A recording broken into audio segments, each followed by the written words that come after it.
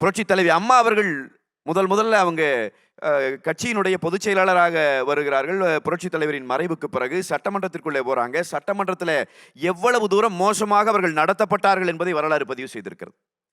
இன்றைக்கு இந்திய நாடாளுமன்றத்தில் அந்த செய்தி பேசப்படுகிறது. இத்தனை ஆண்டுகள் கழித்து கருணாநிதி அவர்களுக்கு அவரோட இருந்த அந்த கும்பலுக்கு இருந்த ஒரே செய்தி என்ன ஒரு பெண் நம்ம முன்னாடி உட்கார்ந்து இருக்காங்க, என்ன செய்து விட முடியும்? ஒரு பெண் நம்ம என்ன செய்து விடுவார்? எவ்வளவு கீழ்த்தரமான சிந்தனை இருந்துச்சுன்னா, சமூகத்தில் உலகத்தில் எந்த இடத்திலும் நடக்கக்கூடாது என்று நாம் நினைக்கிற நிகழ்வை சட்டமன்றத்திற்குள்ளேயே நடத்தி காட்டினார்.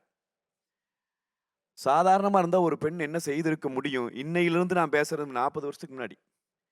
வீட்டில் போய் ஐயோ நம்மளை அவமானப்படுத்திட்டானே, ஐயோ நம்முடைய மானம் போயிடுச்சேன்னு ஒரு பெண் முடங்கி உட்கார்ந்துருவாங்கிறதா கருணாநிதி அவர்களினுடைய எதிர்பார்ப்பு. ஆனால் அவ்வளவு தூரம் சட்டமன்றத்திற்குள்ளே அசிங்கப்படுத்துகிறார்கள். அம்மா அவர்கள் வெளியே வருகிறார். அங்கே இருந்த செய்தியாளரிடம் சொல்லிவிட்டு போகிறார், இனியொரு முறை நான் இந்த சட்டமன்றத்திற்கு திரும்பி வந்தால் முதலமைச்சராகத்தான் வருவேன்.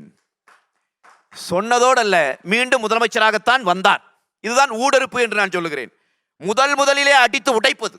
உனக்கு இருக்கிற இந்த பெண்ணடிமை சிந்தனையை, உனக்கு இருக்கிற இந்த கீழ்த்தரமான சிந்தனையை ஏறி மிதித்து அடித்து உதைப்பது செய்து காட்டிய தலைவி புரட்சி தலைவி அம்மா அவர்கள்.